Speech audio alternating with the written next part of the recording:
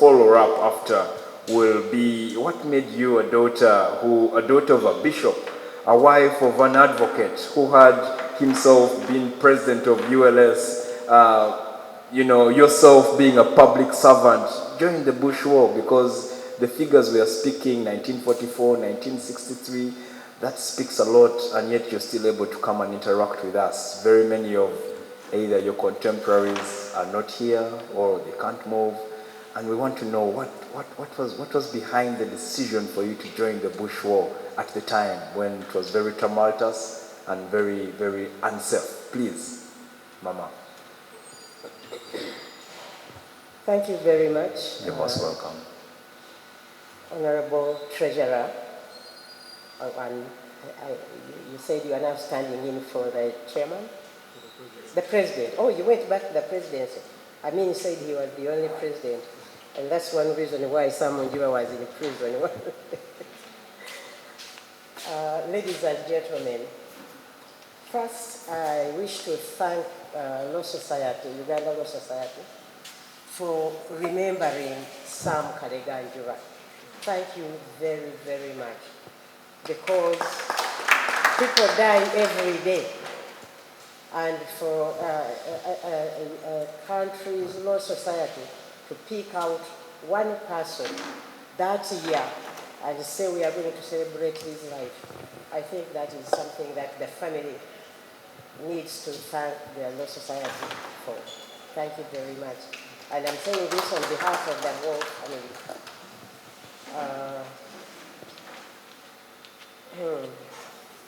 Before I go to this question, I need to react to this. What do you call this? It is. No, yes, those ones there, especially the one of decolonization, and as Mama Afro was reading the citation, I noted the words disruption and decolonization. Until today, because even yesterday I was complaining to the Law Society, you guys, you remain in the past all the time. You protect the past as if the past has not passed. But today, having heard from the citation, I realize that the Law Society is trying to decolonize, disrupt, first of all, because the thing was wrapped and given to us by the British, and we need to undo it, untie it, and I'm happy that the Law Society has started on it. I thank His Lordship, Dr. Adonyo, for taking a leading part in disrupting and trying to decolonize, demilitarize. I don't know whether the demilitarized part should be complete, because sometimes without those things, you don't get the peace. I don't know, but you'll see how to do it. After all, you are the lawyers. But I'm very happy to know that you are now determined to change things. And we start, we form something for ourselves, for the present day life. And then we protect that. Thank you very much. So back to the question, why did you join the Bush War? You were a daughter of a bishop, a wife of the chairman of the Uganda Law Society. You know, in those days, I may have been one of the few women who used to drive a car, and I was an income tax officer in the income tax department of the time. I think my biggest misfortune in life has been the day I met this man, Sam Njuba. This is why I ended up in the bush and now as a retired major. I was a humble, staunch Protestant woman. But then I got married to another son of a reverend, but who became a lawyer and eventually became the chairman of the the president of the Uganda Law Society. First, he annoyed the powers of the day by being called president. And we had to go through a lot of struggle for that until the name was changed to chairman now. I note now you have gone back. Then as chairman, the Law Society would want to communicate to the country, and the chairman would be the one to communicate, of course. And then he would go to prison, and then we would run to this one, we would run to that one. It is really a miracle that this man survived that period, those governments of that time. But where did that end? We eventually met a radical person in the name of Yoweri Kaguta Museveni.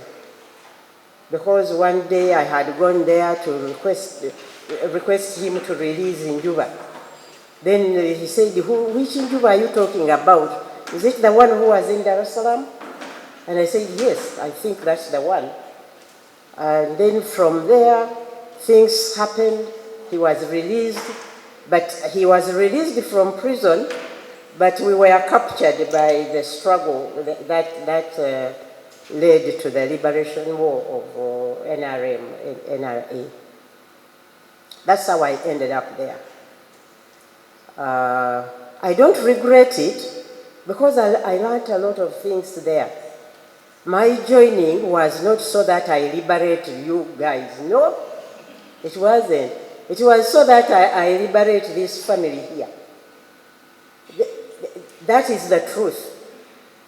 This family is suffering, let's go. We learn how to kill people, and we come and kill these people in power. That was the idea. This thing of let's liberate Africa, let's liberate Uganda, that is something that was put in us by Yoweri Museveni.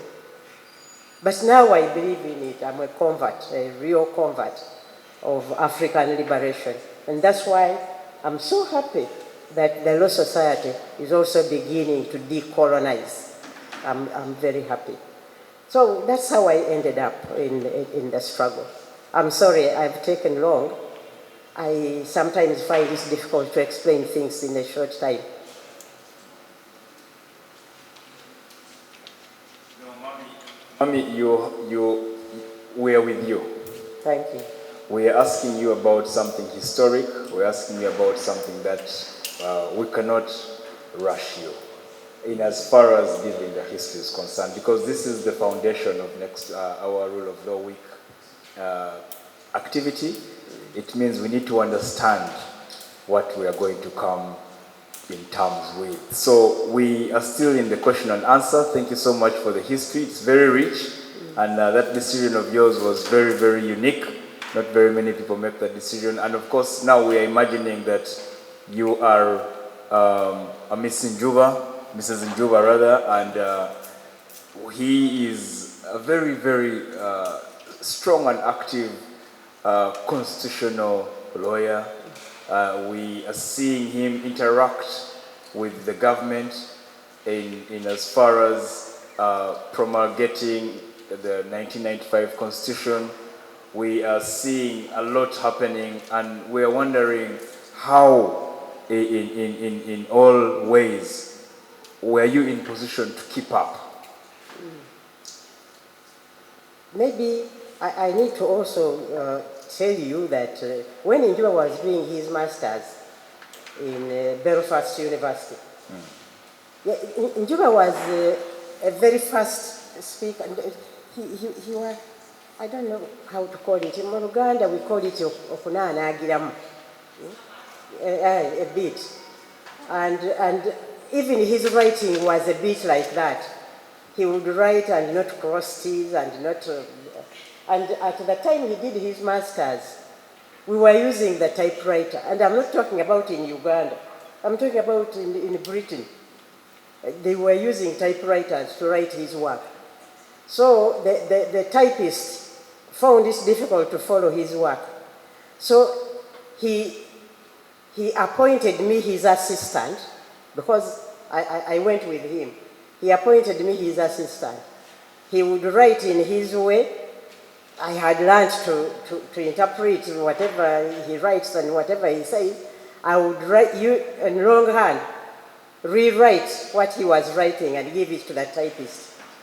So that way I also benefited a bit in constitutional law and labor law. So he did labor law and constitutional law. I benefited a bit.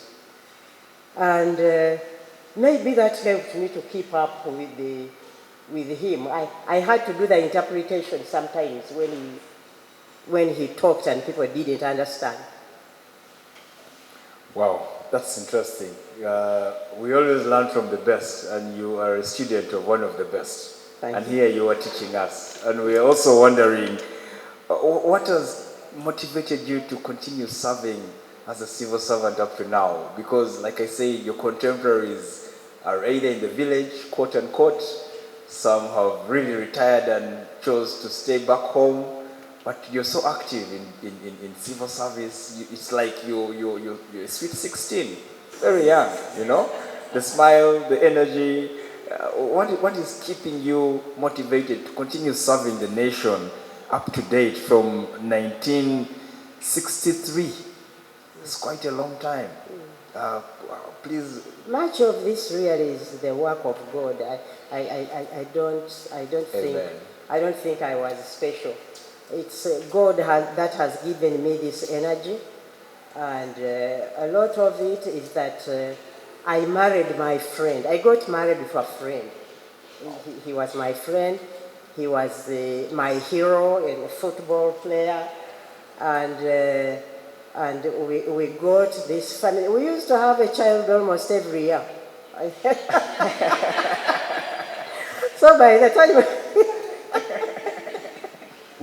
that's how we ended up with a group like the one of Jesus, with whom he did his work. The 12 children, and I must thank God we are together. Although we are scattered all over the world, we still keep together. With modern technology, it's not very difficult. So that's what is keeping me alive. And the other thing, by the way, is sometimes I look at what is happening on the street and I wonder what is going on. Are we going to hand over power to this group? You know, sometimes we forget about you, young people who are in these boardrooms talking. The young people we see every day are the ones on the street, the ones that we see in the social media. And when they talk, you say, my God, is this the world I'm going to leave behind? I don't know how you feel. How do you feel about the social media and the way they talk, the way they dress, the way they... Hey, that also keeps you thinking, let me hang on a little bit. Maybe we shall identify. And I can see you are there. Yeah, I haven't been meeting you, but you are there. I have nothing to fear. You are around. There are many lawyers around. Please, come up.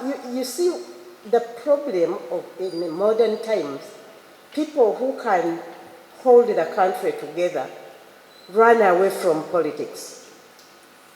If you run away from politics, we shall always be governed by hooligans. And don't expect the rule of law to be followed if hooligans are the ones in power. Because unfortunately, your constitution gives the politicians powers over you. So if decent people don't join politics, the indecent people are anxious to take over and continue using the political power to keep you down. So please don't think politics like we thought before, that it's a dirty game. It's not. It's dirty because you allow dirty people to go there. If clean people go to politics, politics will be a clean game. That's why I'm still alive. I want you guys to join politics. All right, that is a clarion call. As you've heard, 12 kids, 12 years, join politics. Imagine that marathon. Mommy, you are not an easy person. You're a very serious person. We appreciate that. Thank you for the words of wisdom. And we want to move away from you just being a civil servant, but you being a lady. We don't boast of a very big list of iconic mothers and women. Of course, there are just a few that we know. Of course, we have a number of them. The late Cecilia Gual was one of them. I'm very certain you had an interaction with her. Sure. And we are wondering how challenging was it for you as a mother, as a wife of a politician, as a wife of a lawyer, and still as a woman, for you to climb the ladders and reach thus far that you did? What challenges were you facing, and how can that, resonate with the ladies in here who are looking up to you? I recently went to the offices of the UPDF headquarters, and I had a story about you, very interesting, that whenever they see you, you're only greeted by senior servicemen, generals, and people are wondering, who is this lady? She's not in uniform, but generals are saluting as a lady, as a woman, as a mother, as the leader that you are. How challenging has it been, and how have you overcome some of these challenges to date? Thank you. Again, I'll go back to God. God gives you the guidance. What I have seen in life is be yourself. Don't become a boss. Be a person. If somebody is above you, respect them. Give them their respect. If somebody is under you, respect them and allow them to do their work. Criticize them when they are wrong. Praise them when they do good. So make them friends. What I do is I make everybody around me a friend, unless you refuse to become a friend. If you refuse, there is nothing I can do. But otherwise, everybody who comes around me is a friend. And because you have so many friends, when you are still breastfeeding, those friends around will help you. In our culture, it was very difficult to find a home with just the father and the mother. So you start a home and you are just two in the house. It was very difficult. There would always be relatives with you, and they look after the children. And of course, our children, for us, we were not following the law to the letter. This one of saying, don't beat the child, don't bark, don't what. Hey, how often we used to bark. Stop it. These days I hear children can even take you to court for barking at them. But when I compare our children and your children, I think our children are doing better than what your children will do. Because sometimes when you're a child, you want to test what will happen if I touch that bottle. Yeah? But if daddy looks at you with a terrible eye, you will not touch it. I'm not supposed to touch the bottle. So you supervise yourself. It wasn't as difficult as it is today, because we had relatives around, we had friends around, and everybody looked after everybody's child. That was a bit easy. The other one, of course, is we didn't have crimes like stealing children. That's a modern crime. When a child is moving around the village, he's protected by everybody, and he will go back home in the evening. So it was a bit difficult, because you are a housewife, you are a mother, you are a civil servant, you are, and I was, even as a civil servant, I was one of the, I started the struggle for the women to be paid the same salary in government. Do you know that women used to get a lower salary in government? You graduate together, you start working on the same day, and at the end of the month, you are a girl, you get a different salary. This boy who came out of school with you, and who probably had lower marks than you did, will get a better salary because he's a man. We fought that, first at the East African community level, and then it came down to the governments. So it was easier to live because people were easier to handle, and children were easier to handle. Thank you. Thank you so much. You speak so much into what still affects us, inequality. Like you've said, you fought that. Thank you so much. We appreciate. But you know, we are still experiencing some of these injustices. And that is why we are here talking about the rule of law. You have had an experience from your year of birth, 1944, to go through so many governments, at least in Uganda, even before independence. The rule of law has been evolving. Our performance as Uganda is terrible. You should be aware. Yeah, we are not performing so well. I heard from Mama, Yeah, we are not doing well. The more Ibrahim report is really, really unfortunate. But you can also testify that there has been a difference from when it was then to now. The members, majority of the members listening in to you are young lads, young people who could not have had an experience of what transpired then. How has the rule of law performance been through the years, through the governments, and how can you use this opportunity to mentor the youth about rule of law? Because truth be told, there is not so many who understand it apart from hearing it. We want to use the opportunity as the Uganda Law Society, in partnership with such iconic stalwarts like you, to reach out to the members of the society to understand the rule of law. What, in comparison from then to now, still regarding rule of law, and also in conjunction with the week that we are going to conduct and have all those activities, what is there for you to tell us about rule of law in Uganda? First, there are two things that we need to know, I think. Yes. One, that whatever you do, you cannot teach the rule of law to people after they have formed, after they are old, and the rule of law should be taught from the beginning of life. So you need to do something about the law to allow the parent to bring up his children. If the parents treat the children with fear, you can see parents fearing children these days in modern life. The parents are begging children to do things. Now, these children get out of the home, they go to the world, expecting everybody to be begging them. How do you think they will follow the rule of law? They can't, because they think everybody must kneel down to get them to do something.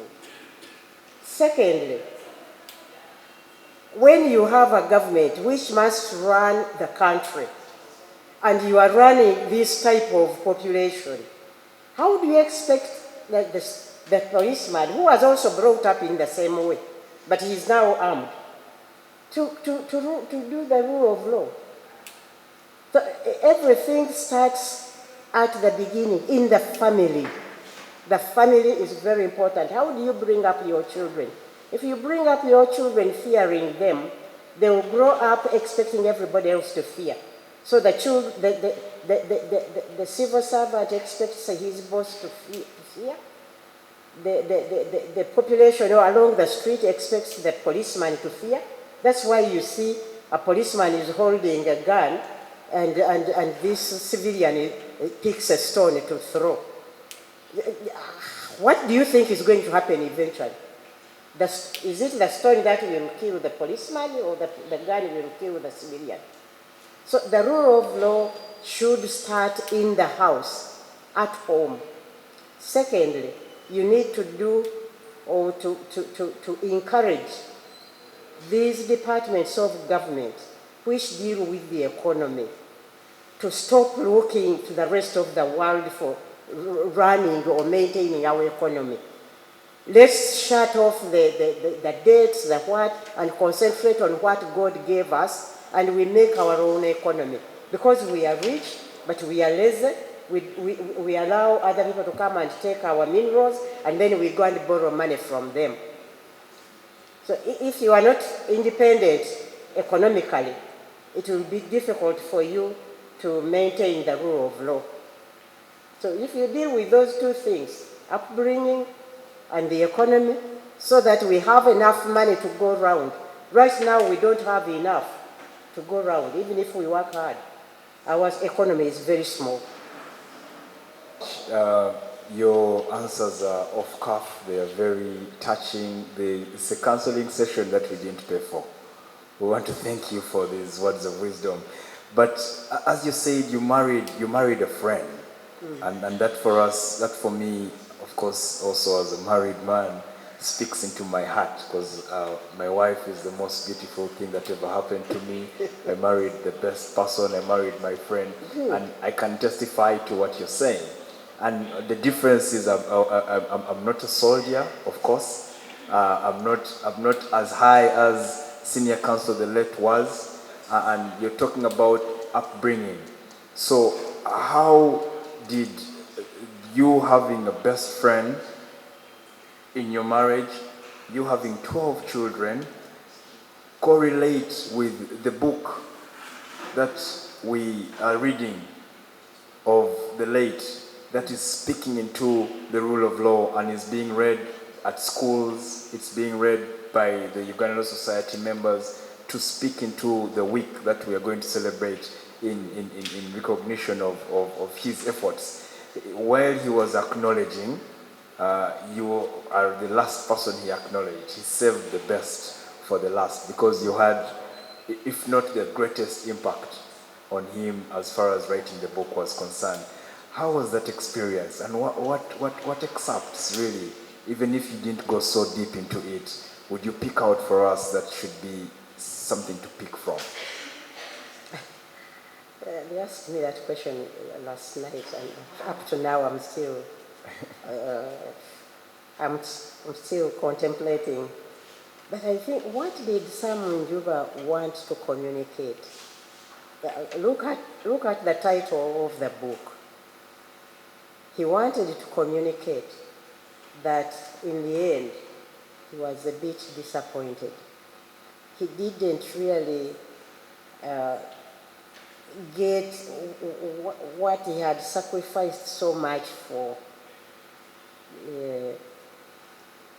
So if you need to read the whole book to be able to get out what is it that he was disappointed about. I request you to go and read the book, read it all, and at the end of it, try to find out what is it that made him feel betrayed. It was not me. You won't find that there.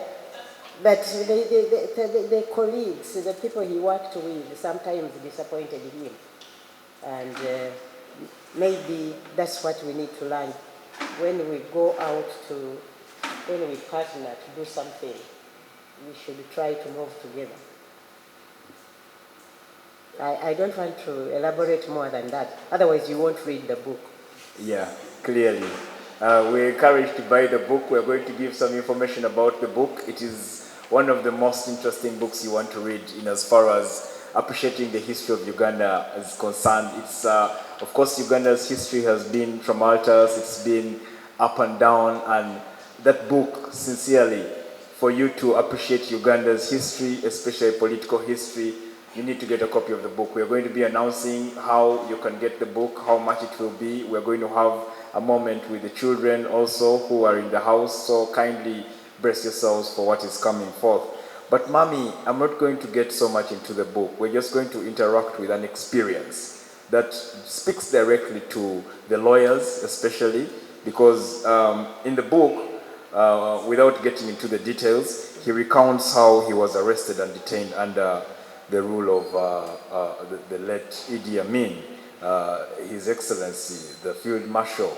and he talks about other several lawyers that were abducted and disappeared for speaking against the government, which of course is something that we identify with as rule of law in trying to ensure access to justice. But the question we're asking is about how that affected you as a mother at the time that was. Times were very critical. We have read, of course, in books of history about those moments, and we wonder how that affected you, because at that time practice was completely contrary to what we use today nowadays as the IBA standards of giving us, the lawyers, independence, giving us leeway to address our clients wherever they are, which of course we are seeing was curtailed. He recounts one of those as one of the most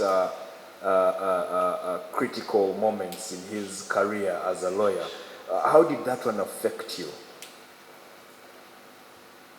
I think I must say it strengthened me. At first, I was, like I told you, I was a simple girl with a Christian background. We are told to be humble. We are trained to run the home. But time came when I could not go to a lawyer to ask a lawyer to go and follow up where my husband was in prison. I had to do it myself. So what I did is I would get those children and put them with the grandma or with an auntie, and I would start looking around to see where has he been imprisoned. You would need to pay. There is corruption now, but even then there was a bit of corruption. Not much, not as much as now, I must say. I mean, it was bad, but the corruption is worse today. Are we together? Yeah, the corruption today has never been like this. But to go and face, to get a soldier to tell you, or a policeman to tell you where the prisoner is, you would have to pay something. Not millions. We never used to talk in millions those days. But today, millions, just like that. So that's, it made me strong. Maybe God was preparing me for this other life which I have led towards the end of my life. But yes, it was bad, but I also thank God that I was able to change and start fighting for my rights. Not our right. I started fighting for my rights. And I was converted to now start fighting for our rights. That is okay. Sometimes it's very important to be selfish so that you can be in position to serve the world. Otherwise, you can never come out of some challenges if you're not very intentional about what you want as an individual before going out to the world. Thank you so much. Mami, the 1995 Constitution, you were very alive and present and active in its promulgation. Now, 30 years down the road, we would like to know, of course, you've spoken of something which is very key and a thorn in our lives, especially as the youth, of corruption. It has affected so many sectors of the country. The health standards are dilapidating. They are always going down. A lot of things are not good. The infrastructure and so much. How has the Constitution, in the excitement that it was promulgated, juxtaposed with the hope that Uganda was given when it was being promulgated in regard to keeping the rule of law alive, how has it been achieved in your humble view, and maybe how better? Of course, we already know that we're not performing so well. How best can we use the past experience, use your experience as an individual and as a leader to still breathe into the Constitution to ensure that the promise is achieved? That's a difficult one, especially when you are talking to members of the Uganda Law Society. Because I think part of the problem is we are not punishing wrongdoers enough. We are pampering wrongdoing. We are pampering on both sides. When policemen do wrong things, they don't get punished enough. And then when the wrongdoer, when the thieves steal, we cover it up a bit. Yeah? So we need to be a bit strict. We need to assign a punishment to every wrong that we recognize. We identify a wrong and we attach a punishment, so that when somebody does that wrong, we don't go to a politician to ask, what should we do about him? You do this, you get punished this way because we agreed on that. So when you go to do that wrong, you know that if I'm caught, this is what will happen. But today, things are not like that. We have become too soft. Is being soft the same as keeping the law? I don't know. How can we achieve both? Because the law cannot be followed by people who are unruly. And people are unruly because they see others not getting punished. When you don't punish this one, another one will come up. If you punish somebody, the one who was about to do it will say, let me stop. So I think I'm not the right person to answer that to the Law Society members. I'm a bit radical on that. We need punishments. Because God himself does punish. You tell me one religion that says that God does not punish. If God punishes in his kindness, why do you expect a government not to punish wrongdoers? So think about that. Radical you are, and you are the radical Njuba. So you can be sure that that question was intentional, and it is supposed to speak to the lawyers. Because like you said, you reap what you sow, and we are here to make sure, in transparency, members who are not cognizant of the consequences of breaking the law are brought to book. And that is what the Uganda Law Society, as a watchdog of the government, is doing. So your stance, your radical stance, you're perpendicular. You're very doctrinally perpendicular, and that is how the operation of the radical Is that what perpendicular is about? Yes, being radical. I started hearing it last night. Very perpendicular means you have to stand up to the occasion. Like you've just said, you have to be punished, and that's what we are trying to do. We're trying to call out the institutions and the departments of government that are doing less of their work, because the objectives of the Constitution, like we are all aware, only speak into independence of different departments, different government departments, Uganda Human Rights Commission, Uganda Law Society. Of course, now for the lawyers, you can imagine, we also supposed to be clothed by independence for us to do our work, for us not to consult, for us not to be interfered as far as the IBA standards are concerned, and the Constitution itself, because we are a statutory body. So when you speak about accountability, when you speak about,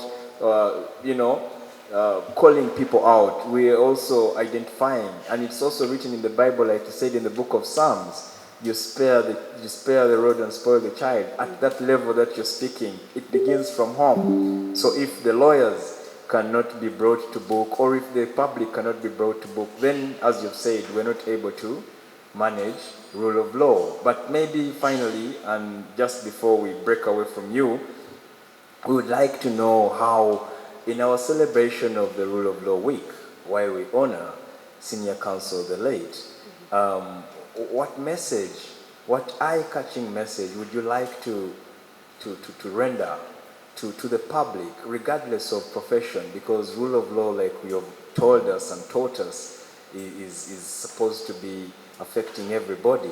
And you are a mother. It's no longer about you being either a politician or anything else. As a mother, you're talking to young children some are grandchildren to you, Bazukulu, at this moment. How can you encourage the members out there in the public to partake of the activities that are coming? What are they going to benefit away from the Rule of Law Week celebration in honor of your sweetheart? I think anybody who wants to honor the life of Sam Njuba, Yes. go back home. I'm assuming that the people have a home to go back to, and start saying no to things that violate the law. Start with yourself. As you sit down on your bed, when you are talking to your God, be honest, because you are the only one who knows exactly what it is you are doing that is ungodly. Say no to that. After you have said no yourself, then teach the people around you to say no.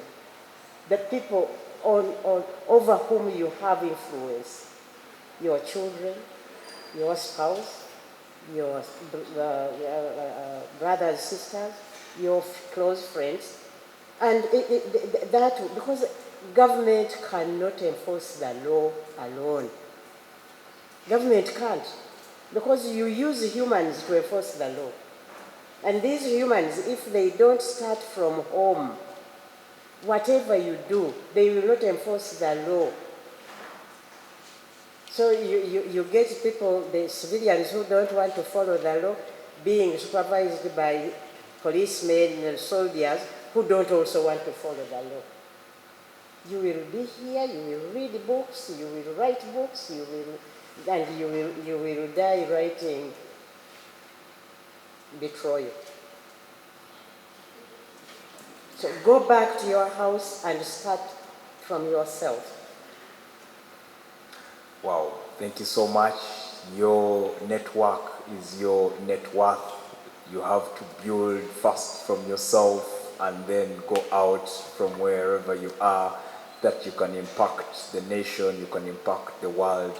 You need to build on your relationship currency. You need to build on your negotiation currency. We can see we've heard from a very intelligent service leader, a very intelligent, strong lady who is not going to stop communicating. We are very honored, Mommy, to have you with us, for you to make time. A round of applause to her.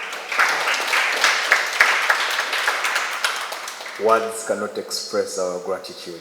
We have hosted so many different individuals in this house. You have been one of the most humble in that regard, and your wealth of history and knowledge speaks volumes to us. Thank you so much. We are still going to have you around.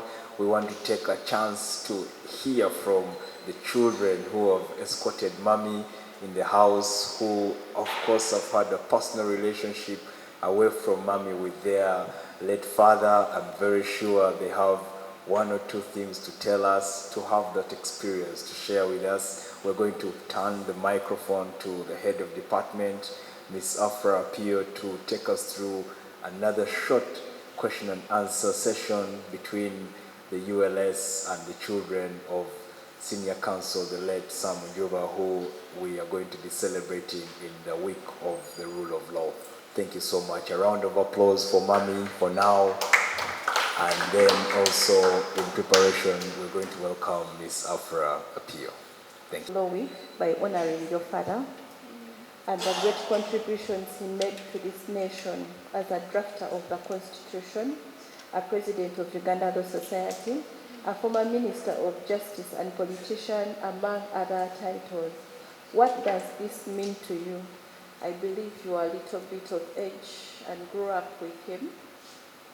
Kindly share with us what this means to you.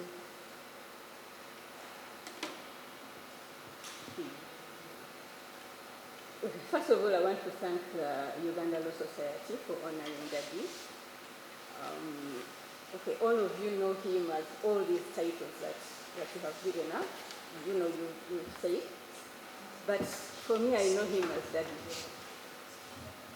Okay, I know him as daddy. And so many times when I'm traveling, looking at people, visiting, I hear people talking about my father. And I'm thinking, wow, he was great. But that greatness comes after I've heard it from all of you. And then when I go back home and I reflect, think about what has happened, I start to remember some of the things he would tell me. You know, when we were growing up, our father was Nadi Mukambwe. You know, this one doesn't know that. But he was very, very tough. At one point, you would think he doesn't love you. But eventually, when we grew up, I asked Daddy, why were you so tough? You know, we could have had so much fun together. This is when I started talking to him. And he was like, but if I had not done that, you wouldn't have turned out the way you did. So what it means to me is that he lived like he told us to live. And when Mama said it has to start from home, now I understand even better that he wanted us to be, you know, I don't know, he didn't say the rule of law as such, but that is what he was aiming at. You know, he put us right from the very beginning, and then later on in life, as we became friends, because growing up we were not his friends. Gamukambwe, you know, he was not somebody to joke around with until much later in life. So by the time we started joking around with him, we were really on the right path. And I think that's what I can recognize from him. That he taught me right from wrong. He taught me that I needed to do right, even when nobody's looking.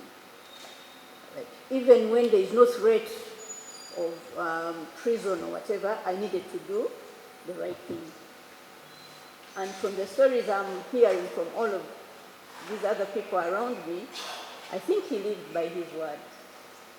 I don't know if I've answered the question, but that's it. Thank you so much, Veronica. Thank you. I now turn to Colin.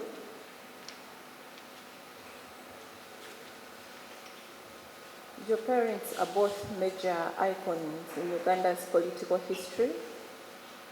What was it like growing up? I know you could have been quite young. And did you individually face any times of danger where you are worried about your family's safety?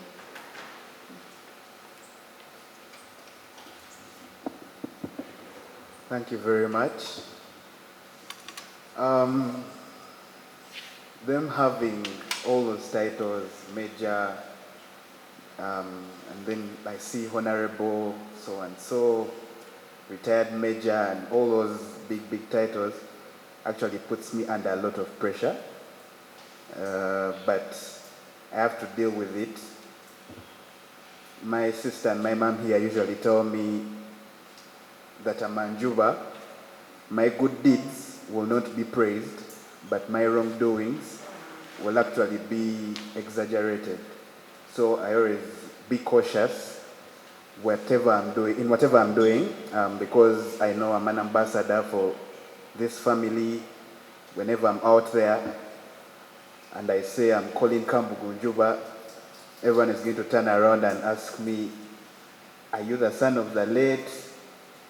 And then, you know, I'm living right under that, so I have to be very careful.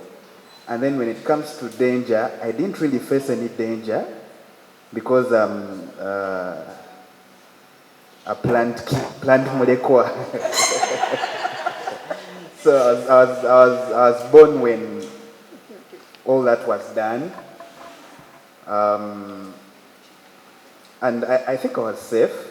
I didn't face any danger. Even when I followed Daddy for his campaigns. He was in the FDC. I used to go with him for campaigns. I was very, very young, but I didn't face any danger. So I really thank God for that. I wasn't traveling in other people's names like these people did during the war, I held my head up because of what they fought for, and I thank God for that. I hope that answers your question. Thank you so much, Colin and Veronica, for sharing with us your experience. We are so honored that you could have come to be with Mommy and share your experience with us. Thank you so much.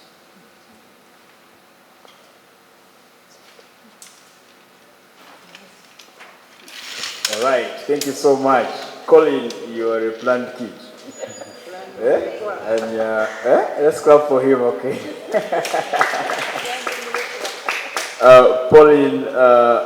Pauline, Veronica, yourself, clearly you planned, the smile is all on your face.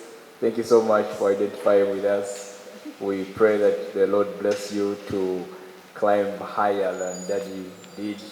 Of course, the challenge and the burden is on you who have had the first-hand experience to eat from his plate.